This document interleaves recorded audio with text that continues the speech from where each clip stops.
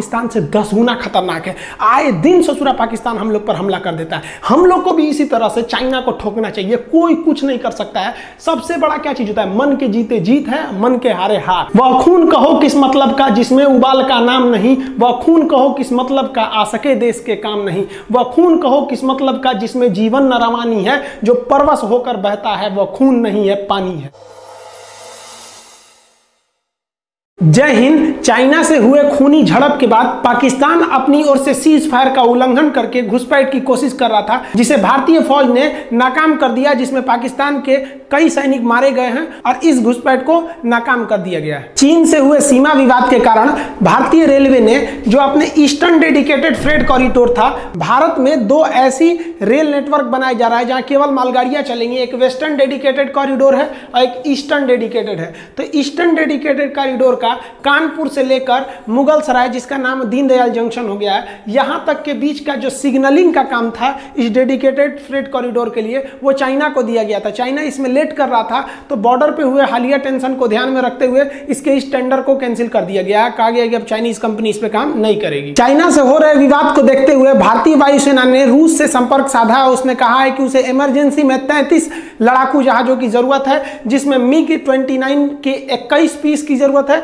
और Su-30 MKI जो जहाज है उसके 12 पीस, यानी 21 और 12 33 जहाजों को इमरजेंसी में लाया जाएगा। यह सौदा काफी पुराना था, किंतु हालिया जो बॉर्डर डिस्प्यूट हुए हैं उसको देखते हुए इसे जल्दी लाने के लिए बात कही गई है। अगर बात करिएगा MiG-29 की, तो इसकी स्पीड 2000 किलोमीटर प्रति घंटा है। 1 घंटा में 2000 किलोमीटर चला जाएगा और इसको लेह श्रीनगर में रखा गया। ये 10 मिनट में पहुंच जाएगा बॉर्डर पे और भारतीय सैनिकों को बैकअप के लिए। अब बात करेंगे सुखोई यानी Su-30 की, तो इसकी स्पीड 2120 किलोमीटर प्रति घंटा है, यानी स्पीड में लगभग दोनों बराबर है। बहुत ही घातक जहाज है दोनों की स्पेसिफिकेशन को देखेंगे तो इसकी जो ऊंचाई है वो 6.5 मीटर है और जो लंबाई है वो 22 मीटर है, लेकिन इससे थोड़ा सा छोटा है MiG-21। इसकी जो ऊंचाई है 4.7 मीटर ऊंचा है और 17 मीटर यह लंबा है। दोनों ही एयरक्राफ्ट में कुछ समानताएं हैं। दोनों में जो इंजन दिया गया है, दो इंजन दिया गया है। आप देखिए यहाँ पे ये दोनों इंजन दिए गए हैं। इसमें आप देखेंगे इस इंजन के पास एक एक्स्ट्रा पोर्शन निकला हुआ है, ये पूंछ की तरह।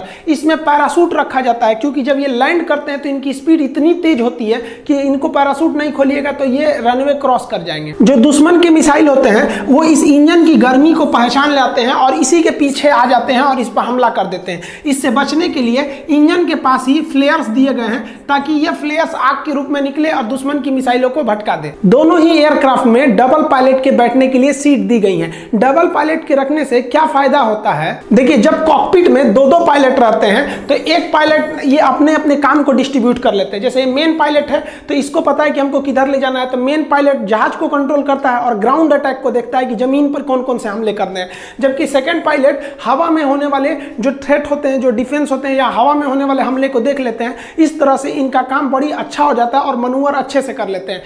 किसी भी लड़ाकू जहाज में उसका रेंज काफी मायने रखता है, मतलब एक बार उसमें फ्यूल भर दिए तो कितनी दूरी जा सकता है। तो सुखोई की बात करेंगे तो ये 3000 किलोमीटर जा सकता है, यानी 1 घंटे में यह भारत के इस पार से उस पार जा सकता है। और ये मिग जो है MiG-29, इसका जो रेंज है ये 1500 किलोमीटर है। लेकिन इन दोनों में एक खासियत है, इसमें जो ड्रॉप फ्यूल टैंक दिए गए हैं ना, देखिए जो ड्रॉप फ्यूल टैंक होते हैं, ये फ्यूल टैंक है। इसमें आप 3 तो ड्रॉप फ्यूल टैंक देख रहे होंगे। आपको लग रहा होगा कि ये मिसाइल है, ये मिसाइल नहीं है, ये ड्रॉप टैंक होते हैं। इसमें एक्स्ट्रा फ्यूल रखा जाता है और मेन टैंक अंदर होता है। जब जहाज एक्स्ट्रा फ्यूल टैंक को लेके जाता है तो इन्हीं के फ्यूल से उड़ रहा होता है, लेकिन जब देखता है दुश्मन हमको दौड़ाने लगा तो इनको गिरा देता है और अपने मेन फ्यूल जो अंदर रखा हुआ है उससे उड़ने लगता है। अगर हम इनमें 3-3 फ्यूल टैंक को जोड़ देते हैं ना, तो ये 8 घंटा उड़ान भर सकते हैं। अब सोचिए, इनकी स्पीड होती है 1 घंटे में 2000 किलोमीटर, 8 घंटे में कितनी जाएंगे? 16000 किलोमीटर, पूरा पृथ्वी को नाप देगा सभी सब। इतने खतरनाक जहाज को ऑर्डर दिया गया है चाइना को मद्देनजर रखते हुए। ये दोनों ही जहाज काफी नीचे से उड़ान भरने में सक्षम है। नीचे से उड़ान भरने के कारण ये दुश्मन के रडार में पकड़ने से भी नहीं आते हैं। ये जहाज वर्टिकल टेक ऑफ कर सकते हैं, यानी उड़ान भर के सीधे ऐसे उड़ सकते हैं और एक 360 डिग्री पे ऐसे राउंड लगाकर उल्टा ये घूम सकते हैं। इनका मनूवर क्षमता इतना डेंजरस होता है। इन जहाजों में 30 mm की बंदूक की एक गोली लगी है, कैनन। आप कहिएगा कि जहाज भड़क गया, जहाज नहीं भड़का, वहां से वो गोली मार रहा है। यहाँ देखिए यहाँ पे, तो इसका जो कैनन दिया गया है ये इस जहाज के लेफ्ट साइड में दिया गया है, ताकि ये दुश्मन के जहाज जहाज, हेलीकॉप्टर या फिर दुश्मन की बहुत बड़ी फौज, पैदल फौज अगर नीचे है तो उस पर ये क्या कर सके, गोली मार सके। इस जहाज में ब्रह्मोस क्रूज मिसाइल को जोड़ दिया गया। इससे यह दुनिया की पहली ऐसी जहाज हो गई है जो ब्रह्मोस जैसे खतरनाक सुपरसोनिक क्रूज मिसाइल को ले जा सकती है। यह मिसाइल जो होता है, जब इसको आप ड्रॉप करिएगा तो ये यहीं से उड़ना नहीं चालू करता है, ये पहले नीचे आ जाता है ताकि दुश्मन का रडार ना पकड़ सके। उसके बाद इसका इंजन चालू होता है, तब ये जाकर दुश्मन पर हमला करता है। भारत ने इन जहाजों में अस्त्र मिसाइल को जोड़ दिया है। अस्त्र मिसाइल की खासियत क्या होती है?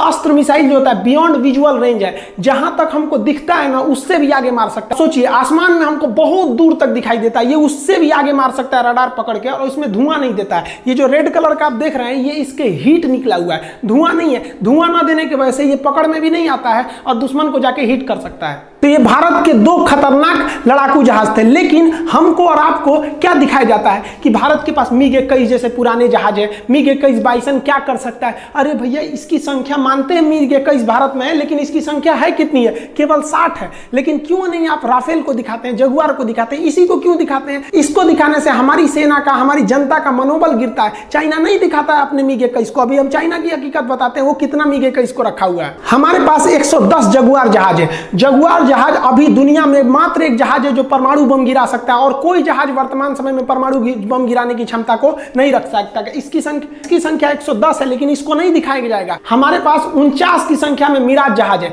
ये मिराज जहाज पहाड़ी पर लड़ने के लिए एकदम सक्षम होते हैं।